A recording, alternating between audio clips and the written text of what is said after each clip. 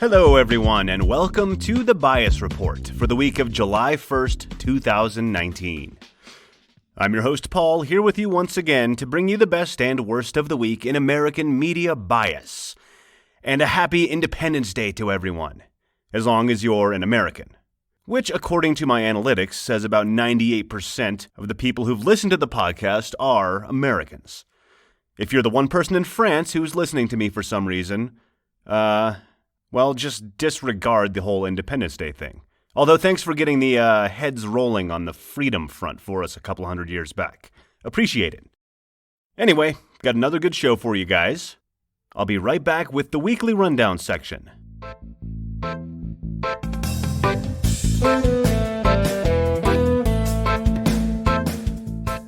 And I'm back. It's time for the weekly rundown. The segment where I take a look at headlines from different media outlets across the range of the political spectrum and read into those headlines with zero context or fact-checking. This week, we are starting on the right. From PJ Media. Obama built the cages, not Trump, says Obama ICE chief. Frickin' Obama. Building cages for migrants. He truly is a monster, huh? Thank God we have Trump now, who's, I guess, not using those cages to imprison people on the border, I guess. Anyway. Up next from PJ Media. Holocaust survivor nominates AOC for Nobel Prize in Stupidity. The only problem is, no offense to anyone, most Holocaust survivors are getting up there in age. Not sure if you should be quoting everybody's grandma or grandpa about modern-day politics. You might get some answers that are a little wacky. Up next from Breitbart. No Democrat candidate can match this level of enthusiasm. I'm going to go ahead and assume they're talking about Donald Trump. Enthusiasm is an interesting word for whatever he is. But yeah, you're probably right. I don't know if any Democrats can match Trump on his Trumpiness. Up next from Breitbart. Report. Antifa made up of privileged white dudes. From Breitbart, huh? They're complaining about Antifa being made up of privileged white dudes? And this is being said unironically, huh? Wow. Up next from Fox News. Yes, the 2020 Dems want to take your health insurance away. No way that's a scare tactic. Completely objective news reporting, right? Monstrous Dems. Just wanting to kick people out of hospitals left and right, I bet. I think we should keep things just the way they are. You know, when you can go like $1 million into debt if you have the audacity to get cancer. That's a good idea. All right, that's all from the right. Let's move on to the left side of the aisle. From MSNBC. Russian propaganda may have helped Trump, study suggests.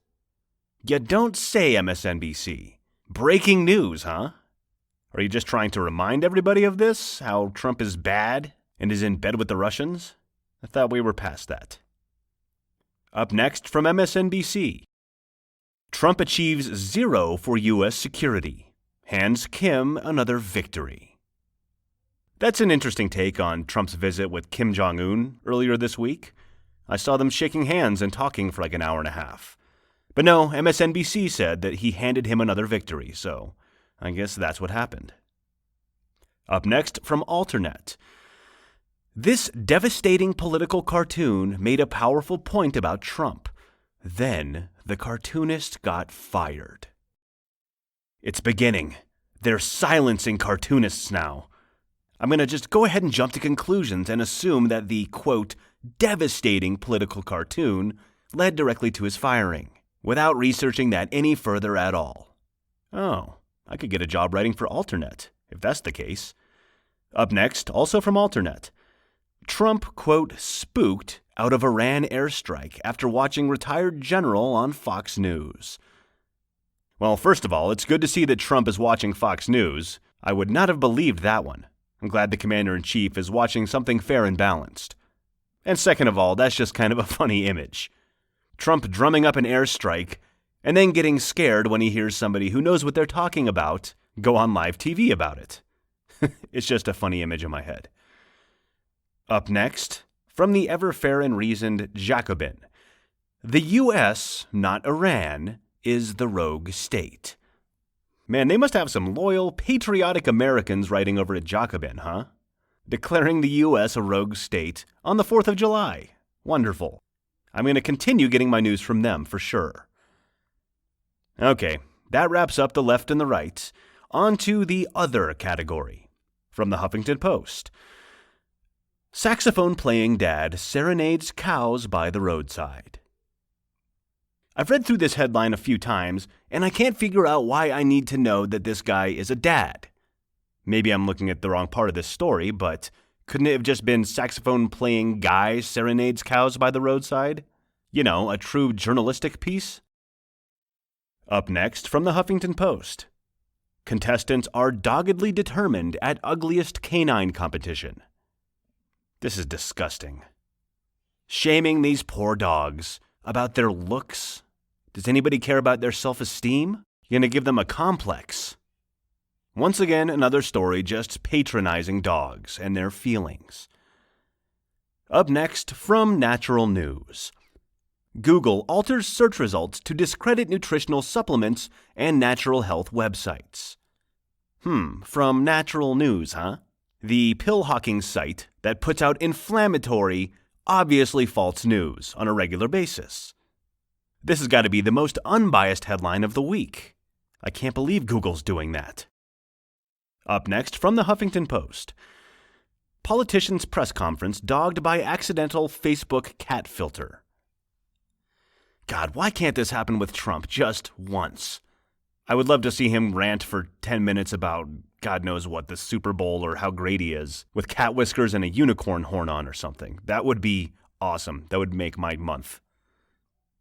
And finally, from UPI, bear breaks into California home, trashes laundry room. So this is becoming a disturbing trend, you guys. This is like the third week in a row I've seen clear and blatant bear bias in the news.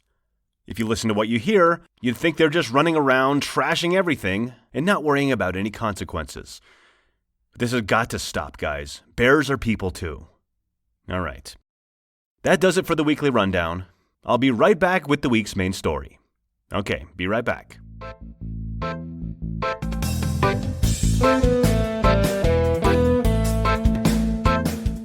And I'm back. So a couple of weeks back, I did a story about a survey I read for Donald Trump's campaign, which was pretty squarely making fun of the right, because it was hilarious. However, I try to be, like some others claim to be, fair and balanced on this show, because I think both sides are equally to blame for our current political situation. So as I said then, this week I'm taking aim at the left to, just even things out. Now, before I get started, let me go into a little background. I've always considered myself left of center. Probably more so when I was a little younger, but I still definitely lean left on social issues. Not necessarily economic ones, but that's a different story for a different day.